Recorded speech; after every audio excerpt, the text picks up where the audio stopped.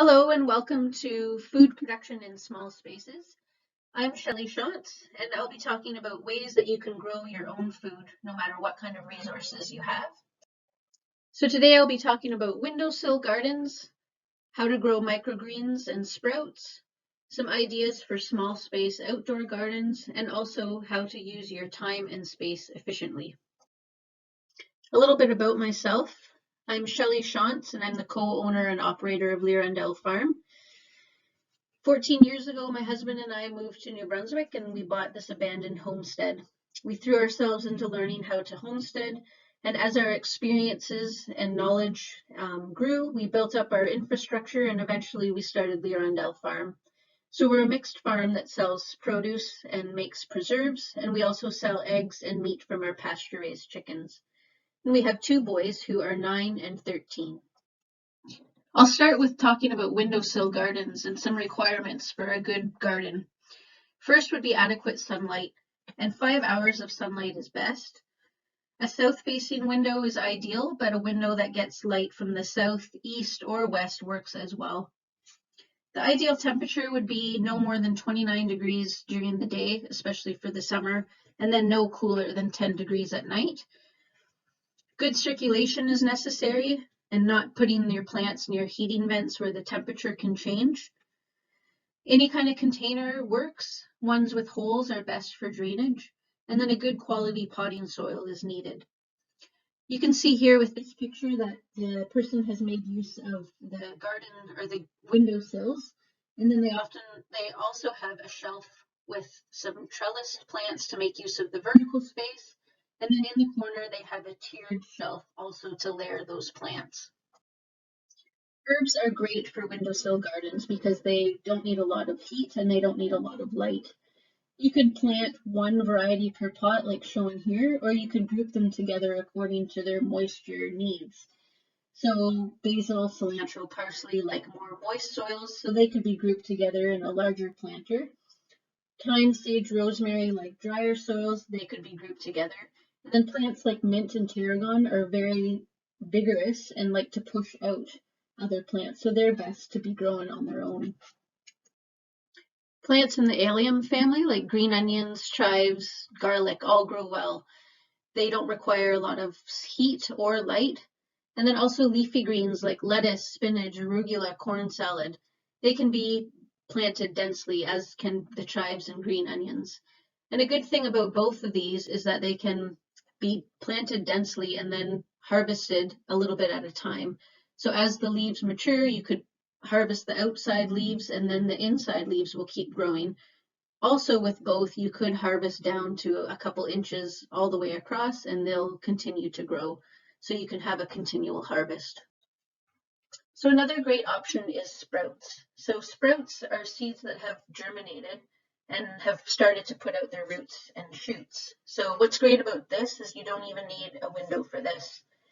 So some of the equipment that you would need is a glass jar, preferably with a wide mouth, and then a piece of cloth like cheesecloth, an elastic, or you can use a screen.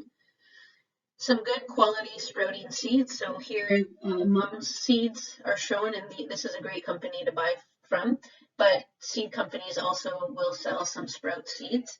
It's better to buy ones made for sprouts. It's a lot cheaper than trying to sprout garden seeds. Then you don't even need soil, you just need good clean water. And you could go higher tech with a tiered sprouting kit like here, but really it can be done with just a jar. So some of the steps to sprouting would be first you would soak the seeds in fresh cool water for up to 8 to 12 hours. And this jump starts the germination process. And usually it's about a tablespoon of seeds per jar. Then you would leave it at room temperature for 8 to 12 hours, and then you would drain and rinse the sprouts. Basically, sprouting is just doing this. You would fill it up, rinse, and drain in the morning and at night. So this would take 3 to 5 days or until the sprouts have grown to your liking. Here's a list of some of the easiest sprouts to grow. There's a wide variety of seeds that can be sprouted, but these are the basics.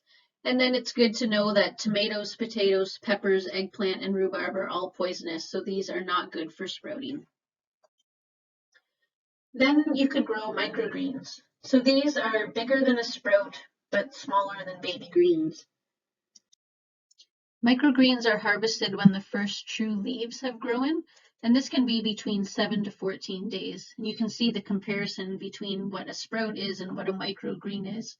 But with both sprouts and microgreens, they're full of nutrients. Some equipment needed for microgreens.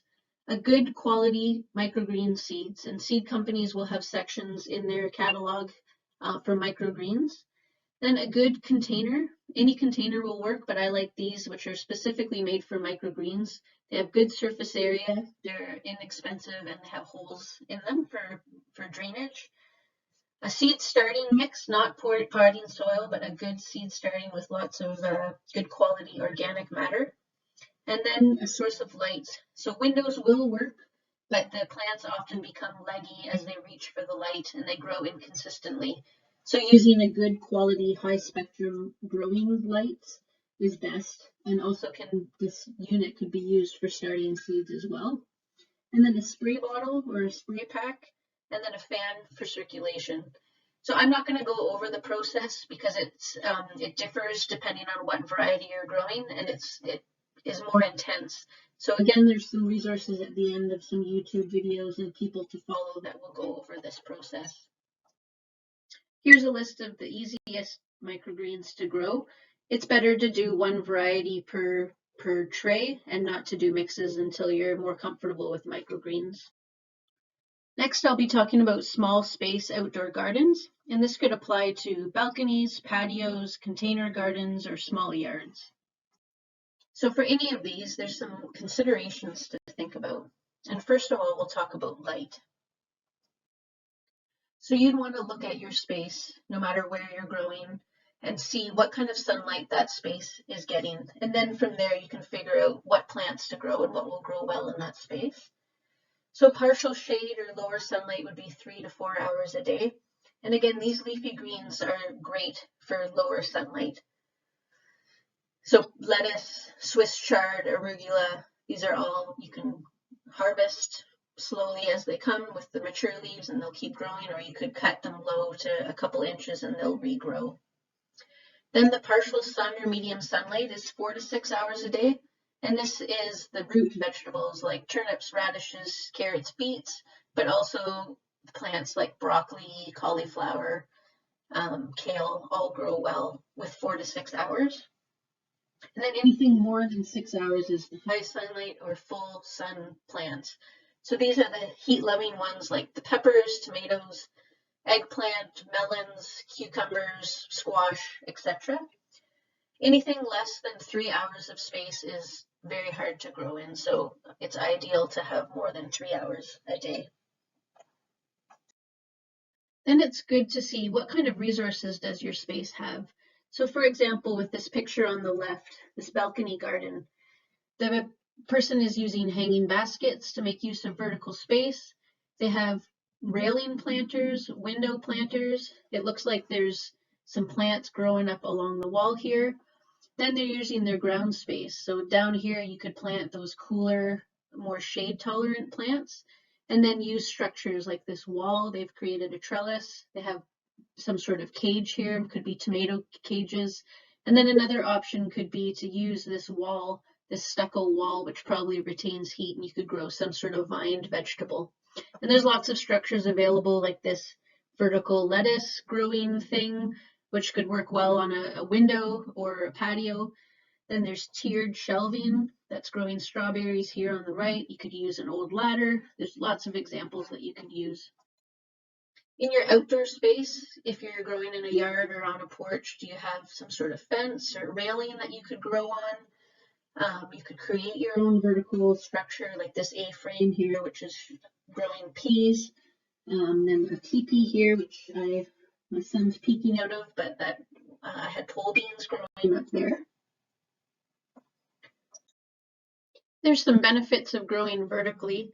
Obviously, you're saving space and making use of that vertical space that's often wasted. The plants are easier to pick.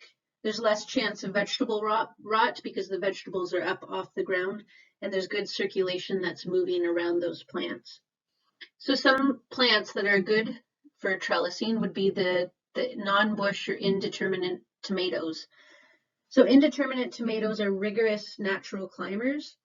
They grow strong on trellises or other supports. They have a longer growing season. They need to be pruned, but the harvest lasts longer. So peas love to climb. You can see this picture here in the middle. They are natural climbers and they just will hold on to anything and keep growing. So you need some sort of trellis for them.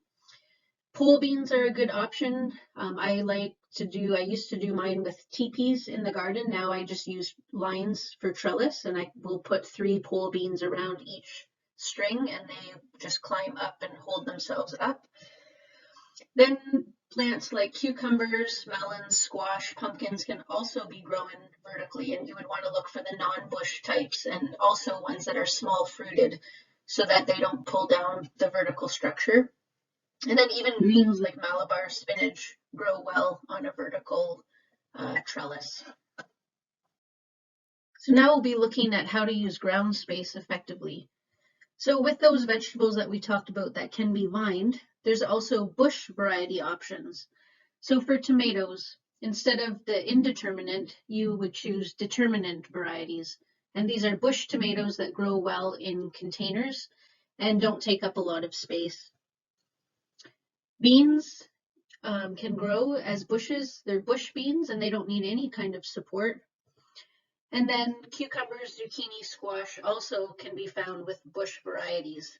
So they also don't need to be pruned, they don't need to be trellised, but they don't take up a lot of space either.